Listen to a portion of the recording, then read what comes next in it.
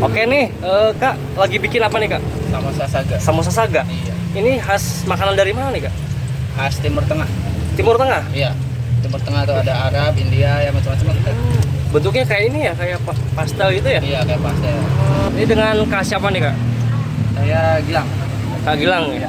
Sehari bawa berapa kayak gini nih, Kak? Sehari nggak banyak-banyak sih, paling sekitar 100 sampai 150 piece. 150 piece. Habis tuh, Kak? Habis. Alhamdulillah. Ini udah matang nih? Iya. Siap. Porsi berarti 3 ya? 3. Porsi 3, 10.000. Mantap nih. Jadi ini lokasinya di mana, Kak? Lokasinya ada di Jalan Muhammad Toha, depan Hotel Babon Art. Depan hotelnya. Jadi ini dalamnya kayak gini. Ini yang full daging. Daging semua ini, full daging ya? Semua full. Mantap.